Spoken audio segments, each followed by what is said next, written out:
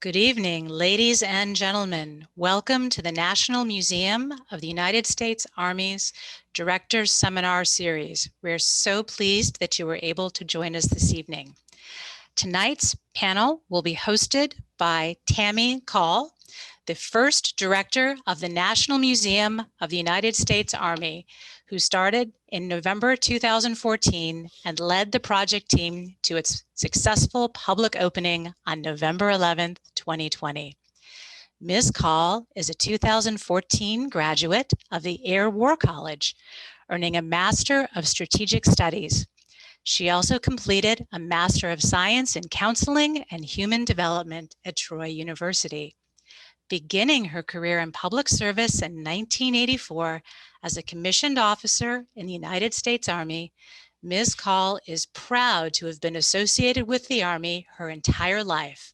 As an Army brat, an Army veteran, and more than 28 years as an Army civilian, and we at the museum are pleased to call her our founding director. We'll be turning over the program to Ms. Call. Just a few housekeeping notes. Everyone is muted and will remain so throughout the program. If you have questions for the panelists or Ms. Call, please type them into the Q&A box. And you are welcome to chat with each other throughout the program. Welcome to all. I turn it over to Ms. Call. Thank you, Elizabeth. Good evening, everyone. It's a pleasure to have you with us. Welcome to our audience members, to our panelists, and then a special thank you to Elizabeth and her team for running the program tonight and making sure it all goes smooth. This is our first director seminar discussion and the National Army Museum's kickoff for Women's History Month. This evening, we will be discussing the Army values. The values are the moral principles for the Army ethic, values of loyalty, duty, respect, selfless service, honor, integrity, and personal courage. These are all fundamental and enduring to the United States Army. Soldiers and Army civilians are expected to live these values, and a commitment to them form a foundation of respect, excellence, and teamwork, contributing to a strong and ready Army. We are joined this evening by three extraordinary and highly accomplished women who have each served the Army in a different role, and I will introduce them now. So Kathleen Miller. Ms. Miller is the Administrative Assistant to the Secretary of the Army, appointed on 28 October 2018. She is the Senior Career Civilian in the United States Army and is the Principal Career Civilian Advisor to the Secretary for administrative and business matters, including transformational activities within the headquarters and with the civilian workforce. Ms. Miller previously served as the Assistant Deputy Chief of Staff for the Army's G357. She holds a Bachelor of Science in Resource Economics from Cornell University, a Master of Science in Strategic Studies from the United States Army War College, and an MBA from Syracuse University. Welcome, Ms. Miller. Phyllis Wilson is a retired Chief Warrant Officer 5. Ms. Wilson is the current president of the Military Women's Memorial. She holds a Master of Science in Management from Webster University, 2 Bachelor of Science degrees, Nursing and Liberal Arts, and 3 Associate of Science degrees. While in uniform, Chief Wilson deployed twice to Iraq with a highly specialized Joint Special Operations Task Force. She was inducted into the Army Women's Foundation Hall of Fame in 2017. And our other panelist is Donna Brock, a retired Command Sergeant Major with more than 35 years of Army service. Ms. Brock earned her bachelor's degree from Thomas Edison State College and a Master of Science from Trident University International in Healthcare Management. Command Sergeant Major Brock served in assignments across the world, including a deployment in support of Operation Iraqi Freedom. Her culminating assignment was as the Senior Enlisted Advisor to the Army Surgeon General, the Army Medical Command, and as the Army's Senior Enlisted Medic. Since retirement, she has been very active as an advocate for military families. So welcome to all of you. You know, there is currently an active discussion in the Army and the broader military community about values at this time. Here at the National Army Museum, we specifically highlight these values in several different locations. In the Army and Society Gallery, which is a gallery that explores the symbiotic relationship between the Army and American society. Our theater, the movie that we show in our theater, is centered on the Army values. And then we have a dedicated wall in the Soldier Stories Gallery dedicated to the Army values. So it's a very fitting topic for us to have in discussion this evening, to introduce Women's History Month and to profile the three of you in your accomplishments in serving our nation. So I would like to ask first and start our conversation by exploring what it means to you to live these values.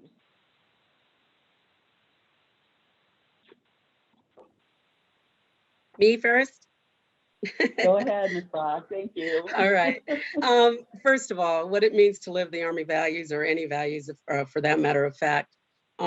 First of all, I live the values on a daily basis. The Army values are inculcated in me. The values, you know, they're our moral compass, as well as they determine our character. And, you know, when you think about it, you come in with a set of values that you grew up with. And then you get the Army values on top of that, and they're so similar. And you have to start thinking about, what are your core values? And I can say myself that my core values are similar to the Army values. And, you know, I live them every day. I really look at the fact that in order to create relationships and take care of people, you have to have a sense of values. And the Army values are the perfect values that you continue to live on with. But that's from my perspective. I live them every day today.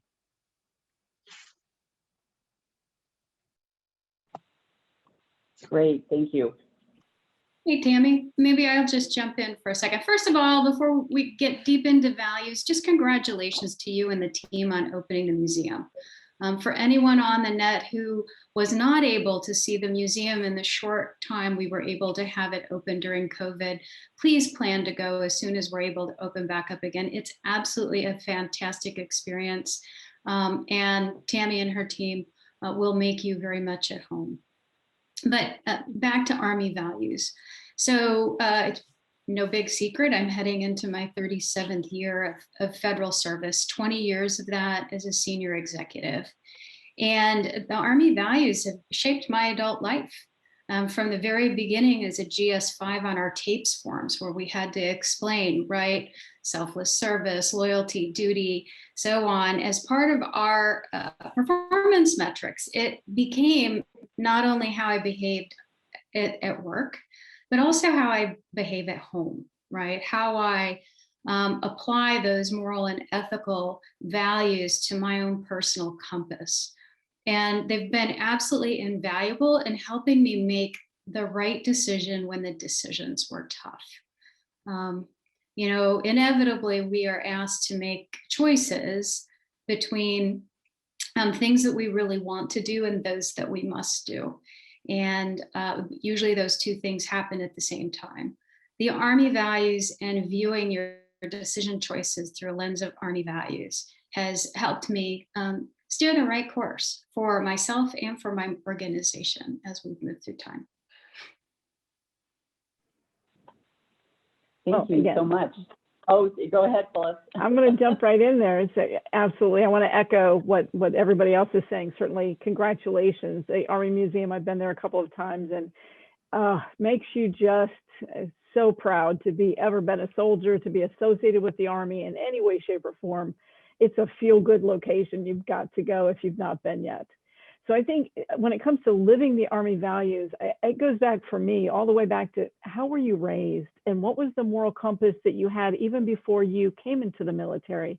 Yes, there were things along the way that we wanted to change, but ultimately we got to a point in our careers where we had the ability, all three of us, four of us, to make an impact within the Army on the things that we saw and we believed needed to be shaped differently. One example quickly, when I went to Warrant Officer Candidate School a very long time ago, not only were the Army values certainly instilled in us again, but there was that code that we've all heard at one point in time, that I will not lie, cheat, or steal, or tolerate anyone who does so. And I was that one horrible warrant officer candidate that, sure enough, there was somebody that was doing one of those lie, cheat, or steal things. And I watched it, and it made me angry, and I knew it was wrong.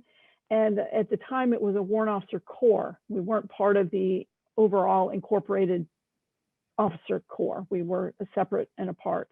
And the warrant officers I had grown up admiring so much, I thought, I don't want somebody like that to be part of the warrant officer corps.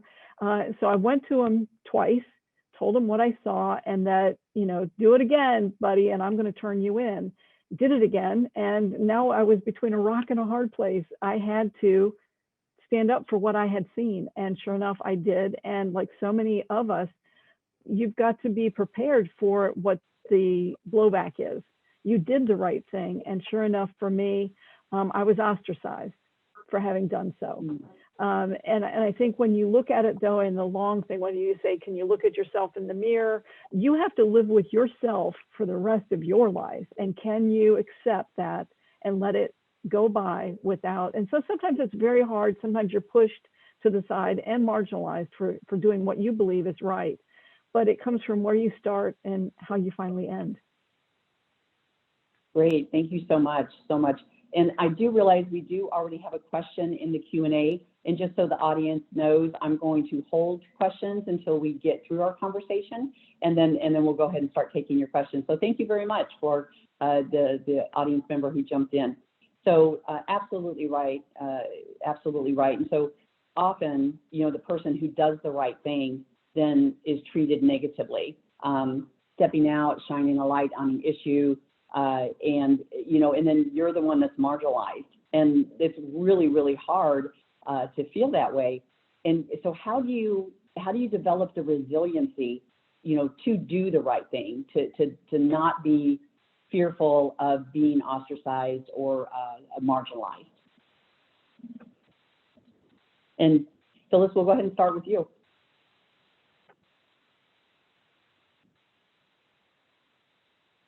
Can you unmute? I'm working on it. It's technology. You would think a warrant officer and technical experts should know how to do these things, right? So I think that when you feel to that, how do you deal through it? I think it's almost like it is when we talk about physical muscle memory. You have to build that resiliency and realize, all in all, I'm better than that.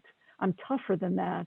I can survive a few weeks of being marginalized by a few people who they don't get it. They don't understand the overall bigger picture of it. You finally have to know that you've got to live with yourself, and it comes in bits and pieces over many years. I think that resiliency that we all talk about. And ultimately, you learn that if you're going to fix anything, you have to be willing to stand on the mountaintop and shout when you see the problem, as opposed to try to work through whisper campaigns. Great. Yeah, I have to tag on to what Phyllis just said, or Chief just said. When it comes to resiliency and doing the right thing, and how, the enlisted corps, for all intents and purposes, I've seen so many soldiers that have felt like, really nervous, and they wanted to speak up or say something, and they felt they couldn't, just because of their rank, what their position was, things, whatever that case was, or because they were female and it was a male, those kind of situations that come up. And my thing is, it starts with leadership.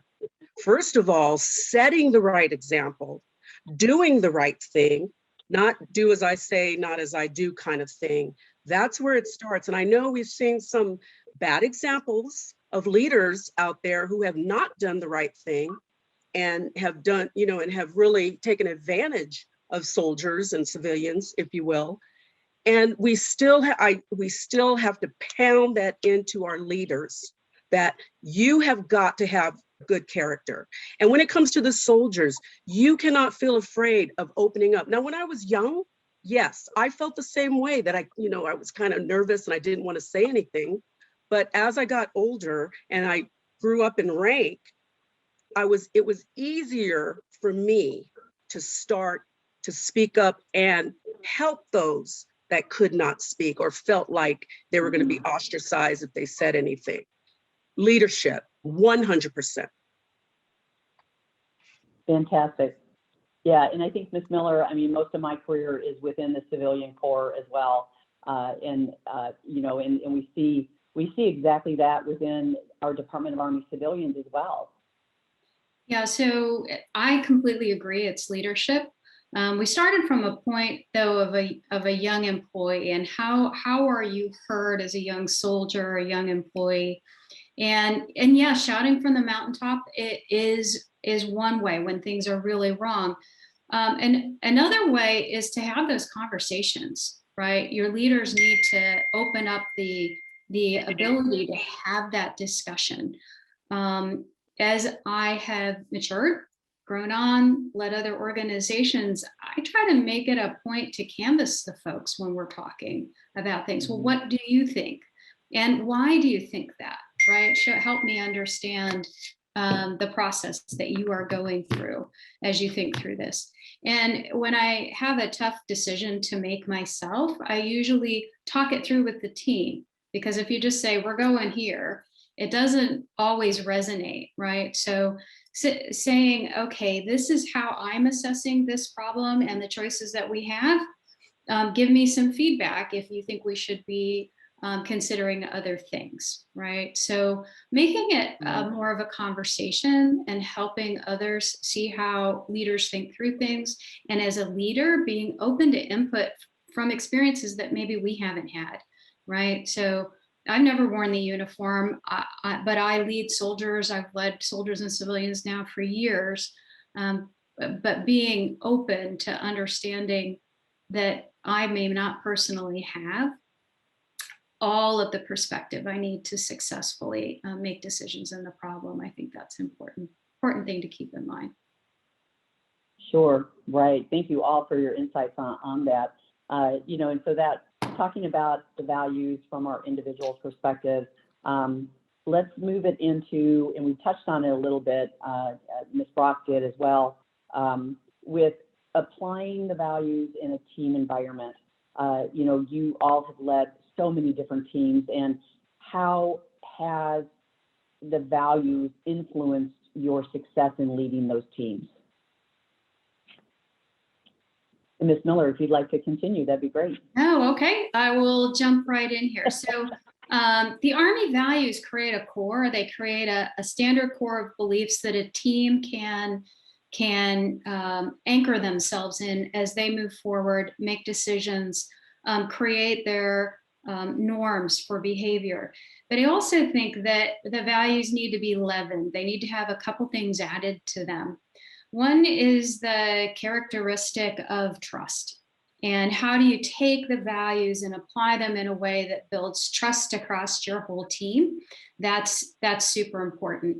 And along with the trust and the application of the values, I think leaders need to bring empathy to the table. And teammates need to bring empathy to the table, right? We're all human. And if this year has not taught us anything else, right, that some compassion and empathy can go a long ways toward helping our teams and each other get through some pretty tough times. So core values, Army's core values, great building blocks for the team. Let's add in some purposeful trust building, and also let's apply some empathy, some human empathy as we move forward. Absolutely, yes. Ms. Wilson. There we go. So with regards to respect, I think we really have to be mindful as leaders that respect is a two-way street. Sometimes we think it's a one-way street. Our teams owe it to us, and that's completely wrong in my mind. We have to demonstrate downhill that we trust and respect them. That's, I think, more important than the other way around. That's what builds a team's trust. You can either have an excellent team, or you can break it down simply by violation of the trust that everyone should be following through the Army values. And so, Ms. Miller, with regards to empathy, I completely embraced that. But I will tell you, I joined the Army in the early 80s, and I was initially going to say there's no empathy. There was little empathy. There were curses, basic training. There was a lot of demeaning behavior, hazing, if you will. And I think that I know that instilled a sense of teamwork, but not necessarily cohesiveness that we now are really striving for. It was the way things were done back then, of course, and we've got to be more mindful of what society now is demanding of us, because we truly are just a microcosm of society. And so how we demonstrate respect is really how we have to look to the future. And I apologize for chuckling, Phyllis, when you were talking about the empathy. It's really not funny, especially now in today's Army. But, you know, back in the day, when you think back then, some of the things and the ways that we were, or, you know, the experiences we had, you know, all you could do is really laugh, you know, chuckle about it. But anyway, so when it comes to teams and how the Army values really affect teams, I believe, in my experience, it's been very positive. Obviously, there have been some folks that have gone to the right or to the left, whichever you feel is a negative way. But for all intents and purposes, I've had positive experiences. If the Army values are important in a unit, and the stronger the team is, then the stronger the cohesiveness is with the team. So one of the things that I noticed that coming up, I had sergeant majors that would say, I don't coach or mentor, or I don't counsel officers, you know, they only take care of the enlisted, which, you know, wrong answer. That is part of our job too. So along the way, I have had and been able to, and I've seen great leaders coach, teach, and mentor their officers, as well as the enlisted, as well as the civilians, depending on what job you were in. And when you had those teams, when things just seemed like they were clicking, it clicked. Now, there was a situation, so I've had many situations that I've had to delve my hands into, but one that comes to mind is when someone goes rogue. And I found out that if the team or the person, that one person who is doing the wrong thing, and in this case, it was a toxicity situation, if the team is strong, then they stick together and it comes out. At first, you know, I don't care how much you can bully people. I don't care how tough you are. You know, your words only go so far. And, you know, they say when you beat a dog too long, the dog's gonna bite. Okay, so, and that's what happens. You know, the soldiers, they finally say, hey, you know, enough is enough. And then someone who has the moral courage comes forward and makes sure that they bite the dog and the dog goes away, or the bad dog goes away anyway. So, you know, for all intents and purposes, you know, they tear up the team, and we've got to get rid of that. But values are extremely important when it comes to teamwork. Yeah, no, very good, very good. And we'll actually continue, Donna, with you, but I will say to both Donna and Phyllis, as a brand new second lieutenant in the mid 1980s, you know, the advice I received from my first sergeant father was, you better listen to your NCOs. And I tell you what, my chief warrant officer that was with me, you know, in my motor pool, he kept me on the straight and narrow. So so I appreciated those lessons. So, you know, in the introduction, I talked about that this is a current conversation in the Army, you know, the broad Army, the big Army. You know, so we talked about on a team, you know, what it takes, the framework for effective teamwork, for empathy and respect. How do we now broaden that out into the Army to ensure that we have that strong and ready Army? And so Donna, we'll continue with where you were going. Well, you know, in order to, first of all, I hate to hear when the Army comes up in the news. I just have to say that straight up. You know, I still feel so connected and I am connected in the works that I do, and the soldiers that still call me, and we chat and we talk about what's going on. So I have to stay connected with what's going on. But the way that we go about it, you know, and we've been doing it for years. We talk about training. We talk about, you know, going to school. We talk about, we have to get to know our soldiers, know their families, know how they're living. You know, these are things that I learned a long time ago. And someone told me, well, okay, don't go to the barracks anymore. Okay. And then what happens? You get that, oh crap, right? And something happens.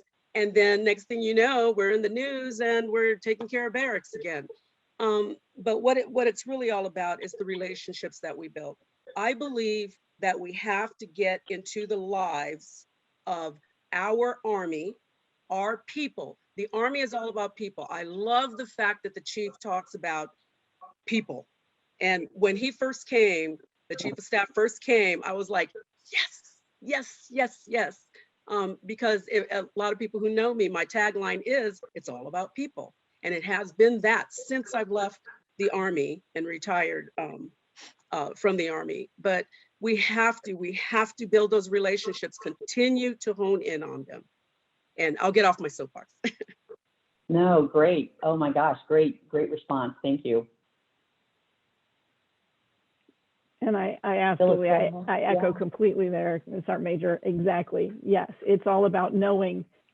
You know, we used to carry our leader books where we knew everyone that we was our down trace, if you will. We knew not only them, if they had a spouse, their kids' names, if they had a dog, you know, was their car the kind that didn't start regularly? So if they were late for a PT once in a while, you knew why. Something was wrong with the carburetor. And maybe on a Saturday afternoon, you went over and you helped them work on their car, or you helped them figure out on their finances how they could get to the point of getting a vehicle that was a bit more reliable to be on time. Because we all know how important, because all of us were 15 minutes early getting to this one this evening, because this is so important. And I think the adherence of Army values is really a great launch pad, that we all have a common operating picture of what the expectations are that we have of each other, and how we not only honor but conform as a team to those values. Readiness can't be 100% when people are questioning everything. And so I think having that common operating picture is one thing, but when someone is being sexually harassed or assaulted, that somebody is feeling so pushed in a corner that they're contemplating suicide, we've got work to do, certainly. Those things cannot be dealt with by staying quiet.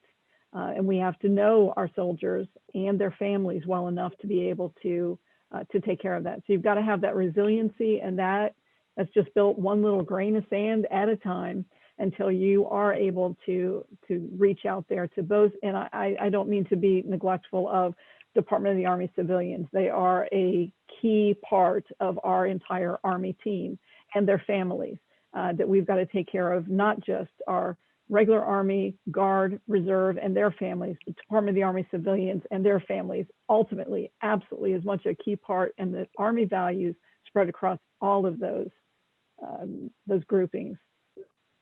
I think we're all in violent agreement, right? And Sergeant Major of the Army Grinston has launched the This Is My Squad process to help us all remind all of our leaders that, you know, whether you're actually infantry or not, whether you're civilian or military, right? Each of us has a squad that's part of how we do work every day. And understanding what's happening in your squad, driving out the bad things, right? Sexual assault, sexual harassment. There is no place for that in our Army, civilian or military.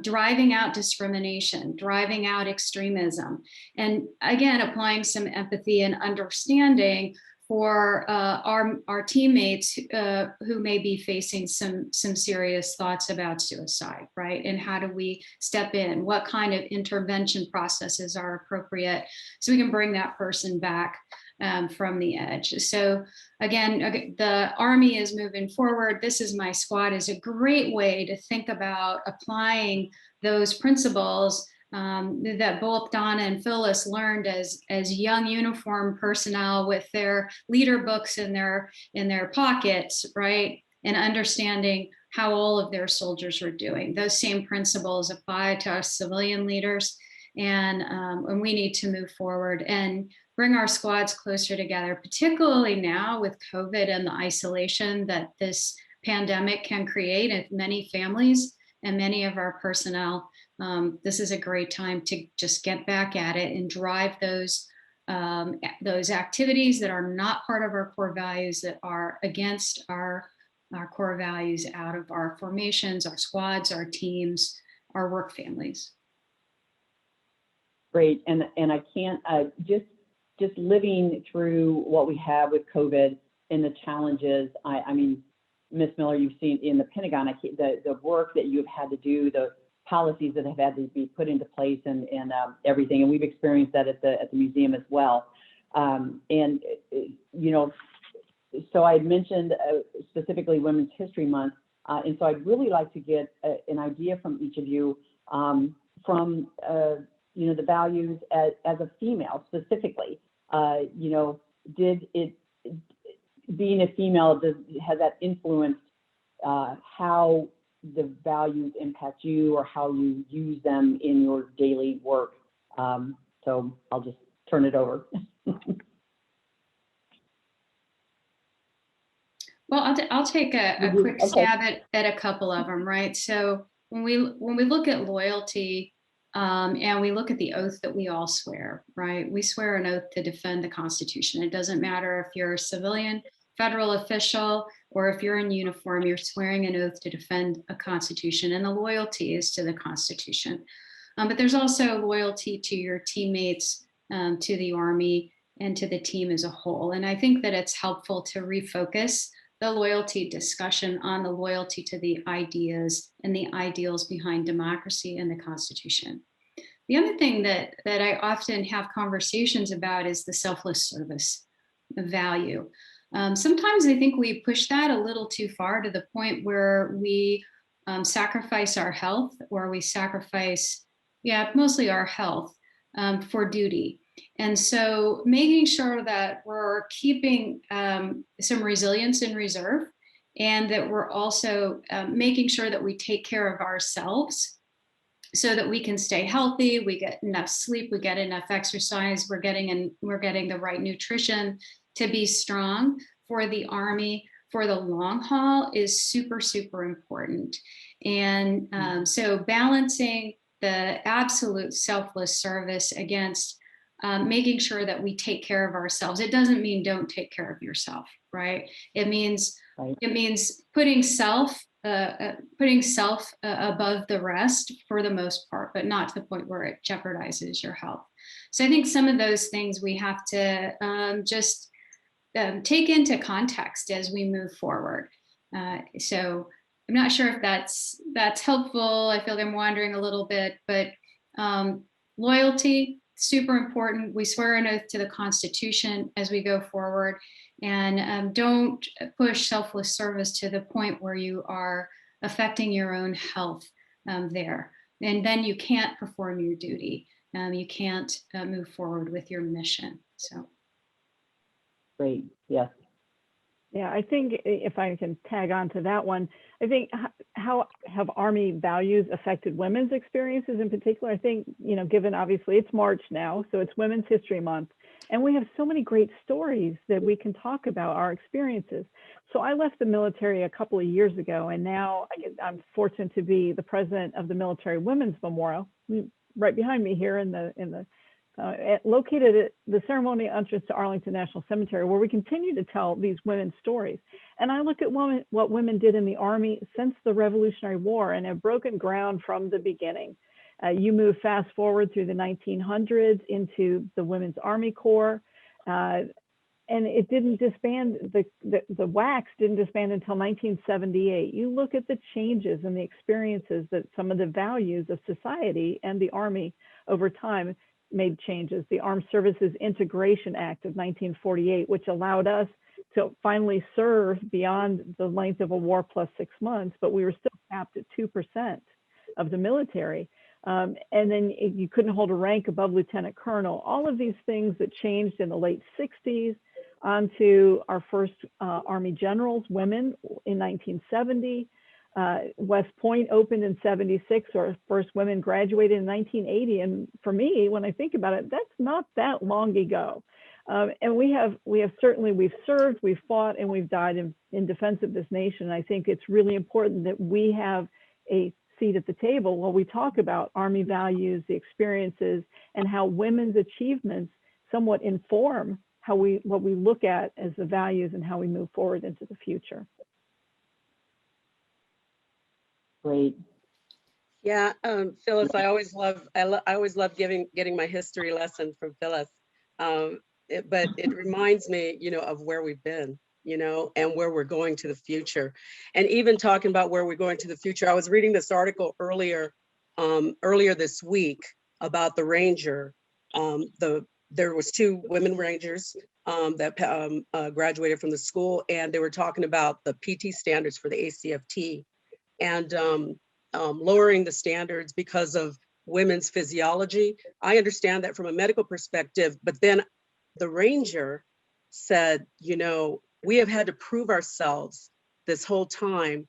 We can't lower the standards. And that resonated with me. That resonated with me when I thought about it. I said, dang, she's right. But what do you do? And so I'll just leave that right there. But I just had that it was sticking in my head when you were talking about history. But values and how they've affected women's experiences. I think that for all intents and purposes, I have expressed that selfless service is something that I live and breathe by. I mean, my purpose in life is to live a rich, optimistic life while serving and positively influencing others. That came from somewhere. I learned that it came from me, from my upbringing in the Army. And I'm continuing to do that. I believe that the values that the Army has given us or has expected us to live by has truly affected our experiences. One of them is, we are women, okay? And we are women and we do things a little bit differently. As a leader, I may be the kind of person who, I do more of a mother figure kind of, talking to folks and listening to them versus, being all gruff and telling them, what to do and what not to do and, get out my face and all that. Now, granted, I was a drill sergeant and I was a little rough then, but, that was a role I played. But for all intents and purposes, I think that our backgrounds, our empathy, the buzzword emotional intelligence. I mean, I am at the nominative leader course and we're doing emotional intelligence as part of, I'm a senior facilitator with the Sergeant Majors that go there. And we're talking emotional intelligence. I just went to a course that talked about relationship intelligence. I mean, these are the things that make us who we are.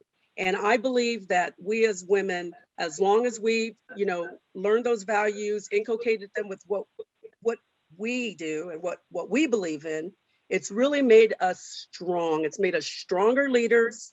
It's made us competitive and on an even level. And it's even helped to change some of the characteristics of our peer males. So from my perspective, those are the experiences I've had and I see. Yeah, great. And I think we had talked earlier about the fact that Miss Miller in her office has the brand new Green Army Women. And so that, and that is just such a joy to see.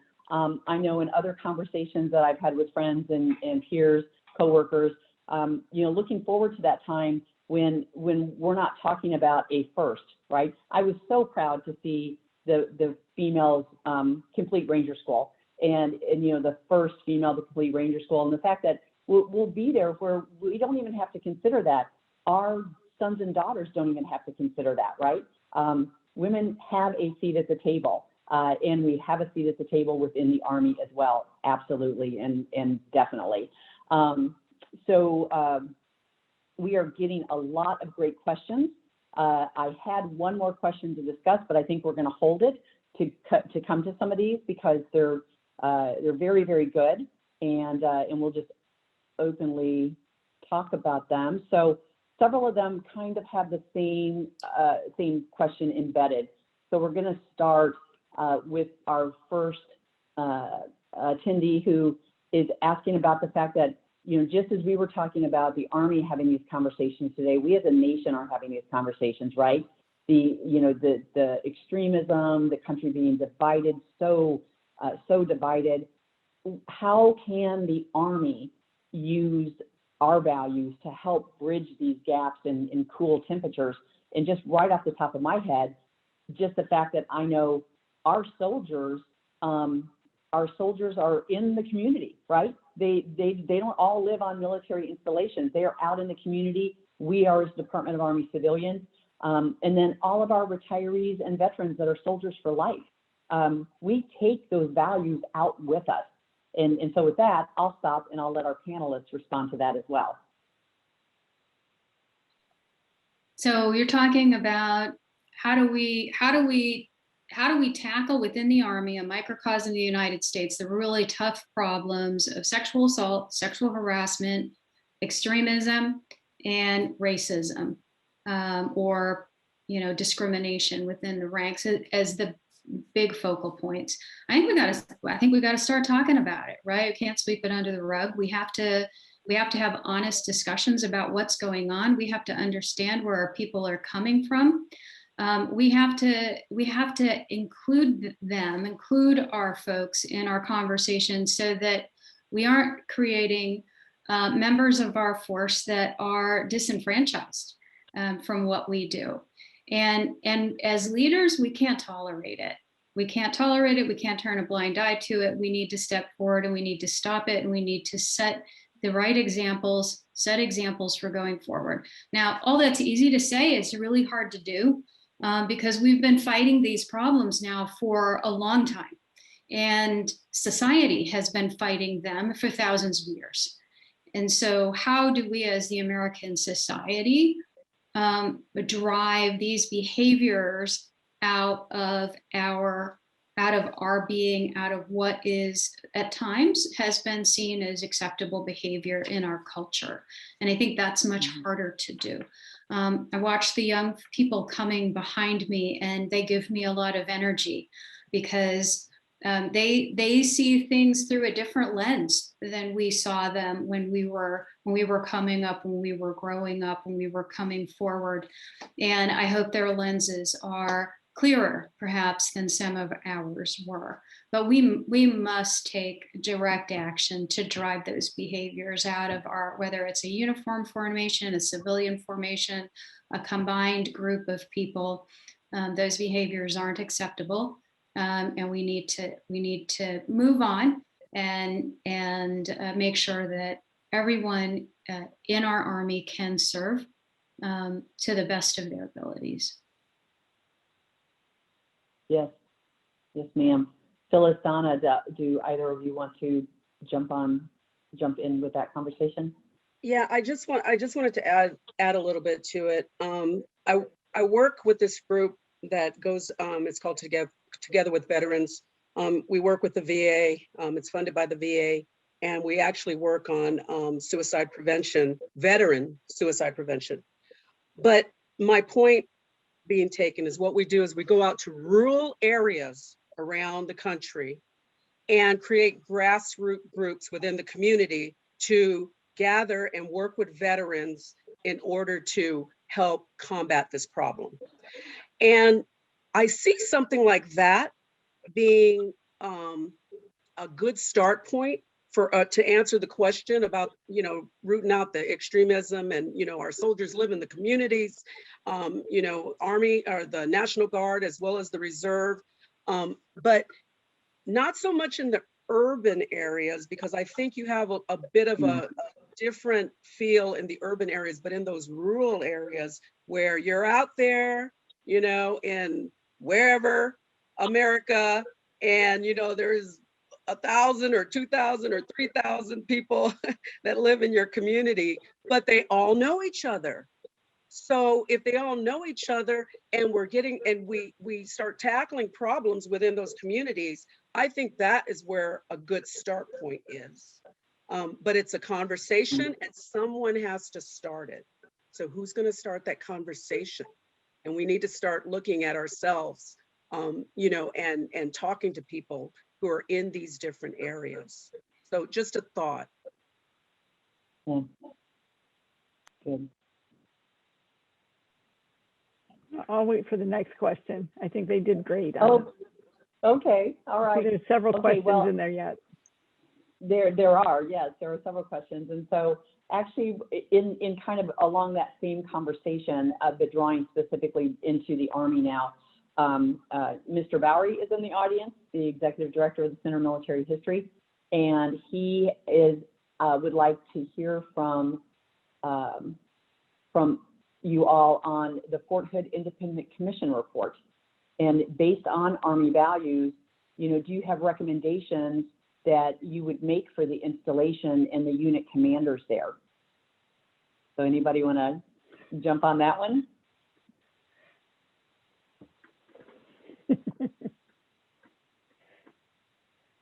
Phyllis, I know you're going to take it. I was going to say do an overhaul. I have so many personal things. I'm no longer in the military. I don't know if Ms. Miller wants to jump on this one. It's a hard question. We just set up at the Women's Memorial, as an aside, we're doing a Color of Freedom exhibit honoring the diversity of America's service women. And one of the faces that's on that wall, and her story, is Vanessa Guillen. This is something, I love the Army, will die for the Army, but this is wrong. And we all have to stand on that mountaintop and say it. It was wrong. You can lose a weapon and nobody goes home. You can lose a soldier. And that's the perception to most of America right now. You lost a soldier and we just carried on as if nothing had happened. But lose a weapon. I've been out there. I've been in, you know, a lot of units where nobody went home overnight. We all, with flashlights and everything else, we went searching until we found it. And I think that's one of the harms that we have done, that we have now, it's a big rock in our rucksack, and we're going to figure this one out. And we may have to chip away at it until it's finally gone. But we have got to take this under complete advisement. And I think that the challenge causes all of us as leaders to step forward and say it. It was wrong. It continues to be wrong. And no woman and no man in the military should be fearful that there are repercussions. And it goes back to, I won't lie, cheat, or steal. But when I spoke up, the person that was right is the one that is ostracized. And we've got to get our arms around how to do this better in the future. Yeah. We're passionate there. No, Phyllis, you did a great job. We've got to chip away at that. My pause is because that independent commission report had so many things on it. I think we could have just an entire separate panel discussion on the commission findings and frankly how the Army's beginning to approach some of the issues uncovered in that independent review. But we have to drive it out. We can't, absolutely, Phyllis, we've got to, we would stay all night to find a weapon. We have to understand where our soldiers are all the time. And I think we can't make the assumption that they always have disappeared of their free will, right? That something else may have happened here. And we've got a lot of work to do in that place. And I think we're doing it.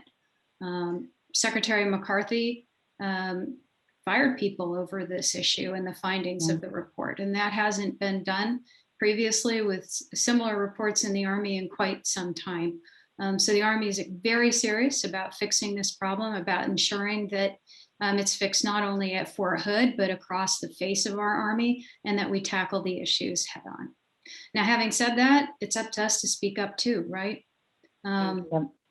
It's up to us to help the youngsters that we lead speak with courage, to have a place to go, to have someone to talk to make sure that our junior leaders are learning the leadership lessons that were taught to us as young people. We've been spinning them pretty dang hard. What are we heading into? The 20th anniversary of 9/11 is coming up this year. And this Army's been hard at war since that day. And we've been spinning our junior leaders and our teams pretty hard. So we need to refocus, which we're doing, and again, drive these behaviors out of our formations. Yeah, absolutely. I'm not gonna add anything. Okay, all right. There's a bunch of questions. Yeah. So, and I know Kimberly adds in kind of, the fact that these issues, she specifically is talking about the white supremacy and sexual assault, and how devastating it is to unit cohesion. And so we've kind of talked about that. Her question is, how do we resolve, these two problems? And I think it's everything that we've just been talking about. So just so much. One of the questions I'd actually like to talk about is, Derek asked, where do Army values come from? And so, in the Army's history, the values have been here from the start, from the start of our Army, not in the framework that we have today. It's shifted over the years and developed. The current values, I remember when I was commissioned in the mid-'80s, we were talking about courage, commitment, candor. And then I believe in the mid-'90s is when we shifted to the current framework, maybe early 2000s. Does anybody recall specifically? It was mid-'90s, at least for civilians, okay. Because I was still in TAPES at that point, which was the old civilian evaluation system. Right. So that was Right, late 80s, mid to late 80s. Yeah, I think it was the Right, early yes. 90s when it happened, but I know it happened Okay. while I was in the military, and I came in '79. So, and Okay. it changed throughout the years. Okay, yes, and so some of these values were there, and Kimberly just posted that the leadership acronym of the values came in 2006. So so that was a good question. I probably should have prefaced the whole conversation with where did the Army values come from in the first place. So there was one question that I wanted. Let's see. We got a lot of questions. Let's see. We talked about, there's a specific question on what advice and guidance would you give with young female leaders of today? Donna, would you like to address that one? I would say be strong. You have to have, first of all, you have to have a strong self-esteem, have to be strong self-confidence, understand that you are successful in your own right, and don't let anybody else tell you different. I've heard people say, well, how did you get promoted? And the old adage, don't believe that crap. I mean, just be strong, be yourself, and it's going to take you a long way. And and there was this, there's something my daughter was telling me, you do good, you do good, or something like that. There's some saying that you say, be a good person. And I am a true believer that if you do the right thing and you live a good life, things are going to happen for you and people will follow you. So, just be yourself. That's my advice. Sure. Yeah, very good. We have a specific question about, after Ms. Miller talked about loyalty and duty and self-care and work-life balance. And so CW5 Dixon Carter asked, would we be willing to share how you balance your work life at this point in time? So Phyllis, you want to jump in on that one? Oh, well, I think she's one of the ones that may have gotten a green Army soldier, little plastic Army soldier from Ms. Miller there. So hi, DC, how are you? I think being authentic, one is, it's back to Donna's point, being an authentic leader is so important. But of course, hopefully that means you're a person of good character, because if you have rotten character and you're authentic, that gets us nowhere. But I think that self-care and that work-life balance, it's a misnomer. I'm just going to call it like I see it. You only get it, you don't get it every single day. Some days it's all work, and some days you got to make time for family and friends and yourself. And it isn't an all or nothing. It isn't an everyday. This month of March is Women's History Month. And so for me at Military Women's Memorial, I have no life.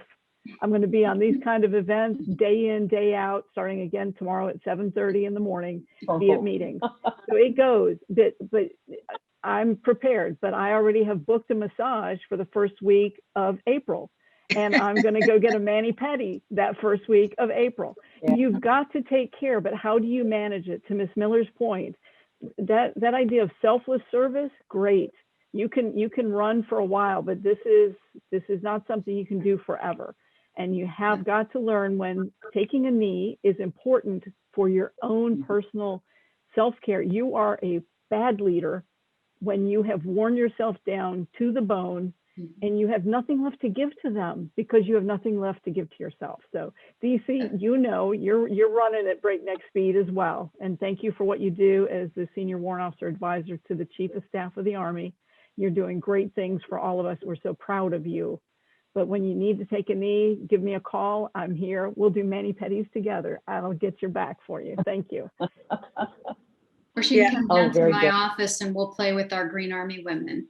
It took me a year to get those. So I'm very proud of those. But Chief, you know, you're exactly right. It's really not a balance beam, gang, the work-life balancing. It's more like a teeter-totter. Just don't spend too much time all the way up in the air or down on the ground, right? You're going to do this with your work in your life, just like Phyllis explained. Know your capacity. I think just there's no such thing as work-life balance. I mean, that's a misnomer.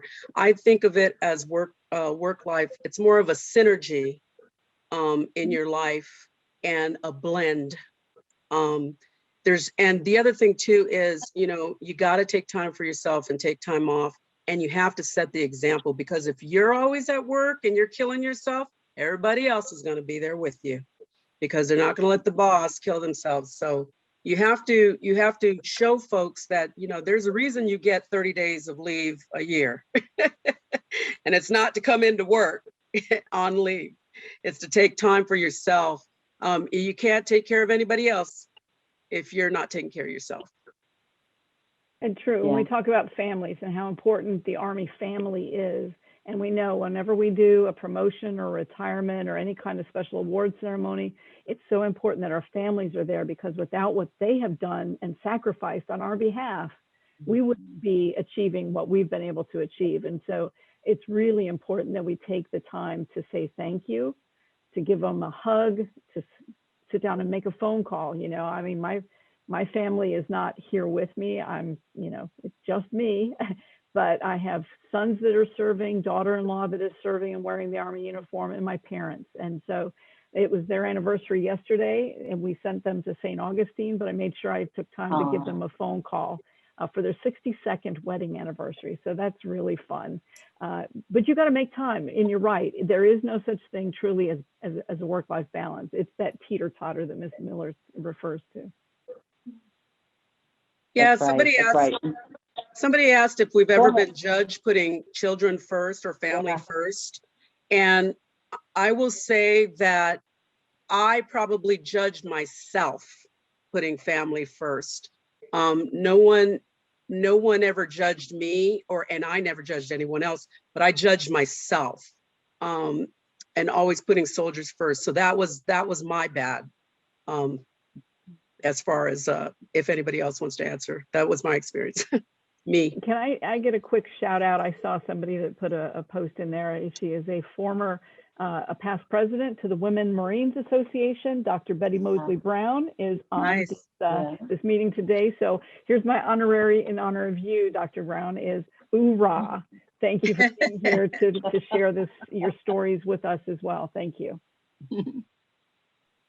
Wow, just amazing questions. And so let's just take, we're really at the end, let's just take one more, because then I also want to give Donna about 30 seconds at the very end to address the coalition. Somebody asked if you could address the Military Child Education Coalition. So, but just one more question on some of what we're talking about. Let me see if I can find it again. Goodness, it was about from Hope that we discussed resilience and teamwork and how important is competence. You know, when we as leaders weigh empathy and compassion for the soldiers or the civilians that we lead.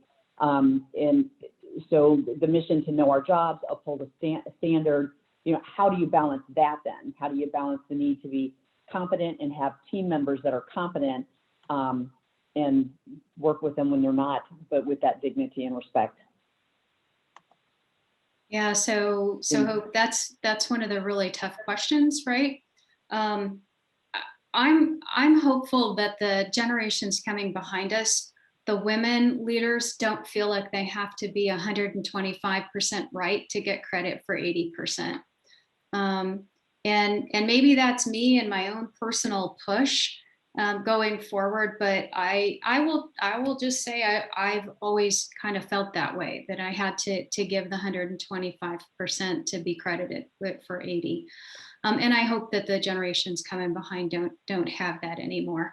But to get back to Hope's question about resilience and coaching, at some point in your career, you can either kill yourself, right, by doing it all yourself, or we get to coaching. And I had a coach at one point in time when I was a young GS-15 pull me to one side and say, hey, I just have 3 words for you, and it's going to change your life. And I'm like, oh, great. The magic 3 words. What are they, right? The 3 words were coach, not do. Coach, not do.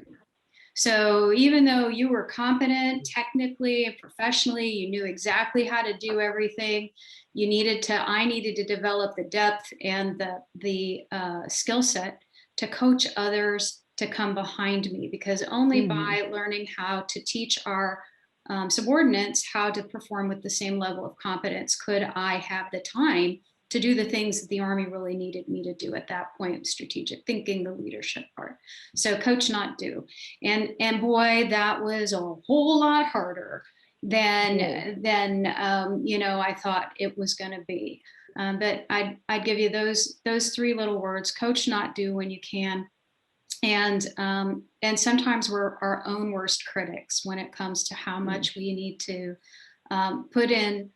I'm not trying to slack off here or anything, but sometimes we drive ourselves harder than anybody expects us to. And that marginal value of the extra 30 minutes may not make a difference in the mission. So know your competency, coach, not do. Strive for that massage at the end of the really tough mission set that you've got in front of you. That's funny, because I'm thinking, when I first heard that, how do you get this balance? And I'm thinking tough love. I was the mom and the soldier that was like, you know, sometimes you've got to push people. Some people are willing to accept a 60% solution set, and I'm not. Now 80, 90, okay, but you know, again, as an Army warrant officer and a technical expert for the military, we push ourselves too, both men and women. And I have sons, like I say, I have one that's a first sergeant. I've got a son that's an Air Force major. But all of my 4 sons, all combat veterans, have all said they feel that same imposter syndrome. They feel the same issues of not being quite as good as their peers, whatever rank structure they're at. They look around and they're like, golly, that guy is amazing, and I'm not there yet. So I think that imposter syndrome, or whatever we want to call it, runs across the genders. And we've got to be mindful that certainly as women, we sometimes feel it's just us, but we're on the inside looking out. But if you have that conversation with your male counterparts, you might be shocked at what you learn. But you're right. And competence, so important, because we got to fight and win this nation's wars, right? If we are not competent, I remember working with General Milley, and he said, you know, when we go to war, he fully is cognizant that we will lose soldiers. They will die in war, but he'll be doggoned if they're going to die because we failed to train them properly, as hard as it takes, and do the right things to make sure that you can look yourself in the mirror, that you didn't shortfall Yeah. by being a softer leader than you needed to be, because this is the Army after all. This is not some little think tank with ping pong tables and so forth. This is the Army. And I'm saying tough love sometimes is exactly what it takes when you're wearing the uniform. That was great. Phyllis, that was great. Oh my gosh, I think we could like talk about this just all night. It's amazing how time has flown. But Donna, I want to give you just an opportunity to just 45 seconds, on the Military Child Quick Education plug. Coalition. Yeah. So in all transparency, I have not been all the way invested into the group yet, but I have been working and going to their seminar. They just had a summit this past year, and what my interest in it is that the Military Child Education Coalition, it has to do with providing resources and educational programs for, if you think about it, the children, military children, they go through a lot. You think about us as military spouses and soldiers, we go through a lot. Think about what your children go through, and they go to so many different schools. So what it really is something to bridge and try to help bridge the gap between the civilian community as well as the DoD when it comes to looking at the interests of the way the children, the experiences that they go through, and helping them to get through all those changes and that they go through when it goes to going to schools. My children, I could tell you, my son, well, he went to a smattering of schools. My daughter, and I always feel guilty about it, she went to 4 high schools, freshman, sophomore, junior, and then we made a choice for her senior year to go to the final one. That's a lot of change. You talk about resilience.